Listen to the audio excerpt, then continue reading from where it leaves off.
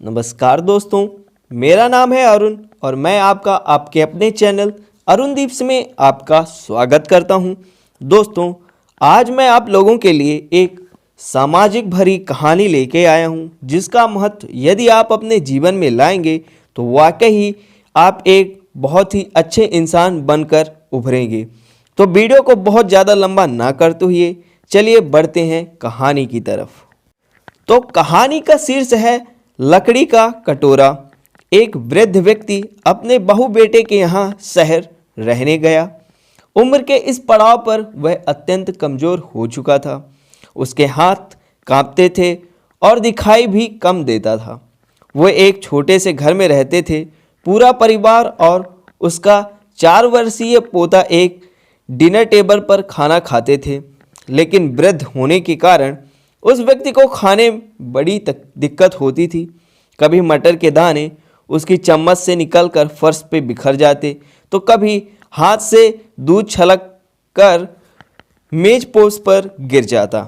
बहू बेटे 1-2 दिन ये सब सहन करते रहे, पर अब उन्हें अपने पिता की इस काम से चिढ़ होने लगी। हमें इनका कुछ करना पड़ेगा, लड़के ने कहा। बहू ने भी हाँ में हाँ मिलाई और बोली, आखिर कब तक हम इनकी वजह से अपने खाने का मज़ा किरकिरा करते रहेंगे और हम इस तरह चीज़ों का नुकसान होते हुए भी नहीं देख सकते। अगले दिन जब खाने का वक्त हुआ तो बेटे ने एक पुरानी मेज को कमरे के कोने में लगा दिया। अब बूढ़े पिता को वहीं अकेले बैठकर अपना भोजन करना था। यहाँ तक कि उनके खाने के बर्तन की जगह एक लकड़ी का कटोरा दे दिया गया था, ताकि अब और बर्तन ना टूट फूट सकें।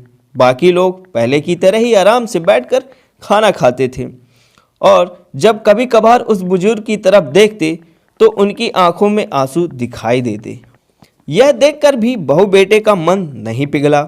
वो उनकी छोटी से छोटी गलती पर ढेरों बातें सुना देते। वहाँ बैठे बालक भी सब बड़े ध्यान से देखता रहा।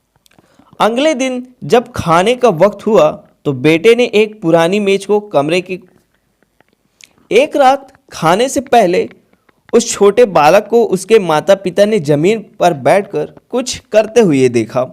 तुम क्या कर रहे हो? पिता ने पूछा। बच्चे ने मासूमियत के साथ उत्तर दिया, अरे मैं तो आप लोगों के लिए एक लकड़ी का कटोरा बना रहा हूँ, ताकि जब मैं बड़ा हो जाऊँ तो आप लोग इसमें खा सकें। और वह पुनः अपने काम में लग गया। पर इस बात का उसके माता पिता पर बहुत गहरा असर हुआ। उनके मुंह से एक भी शब्द नहीं निकला और आंखों से आंसू बहने लगे। वो दोनों बिना बोले ही समझ चुके थे कि अब उन्हें क्या करना है। उस रात वो अपने बूढ़े पिता को वापस डिनर टेबल पर ले आए और फिर कभी उनके साथ अभद्र व्यवहार नहीं किया। दोस्तों, इस स्टोरी के माध्यम से मैं बस आपको यही समझाना चाहता था कि माता पिता हमारे जीवनदाता हैं तथा हमें सबसे पहले उनका ही सम्मान करना चाहिए। माता पिता अपने जीवन में पुत्र के लिए अनेकों कष्ट उठाते हैं, अतः यदि हम उनका सम्मान नहीं करते तो ये हमारे लिए बहुत ही निंदनीय बात है।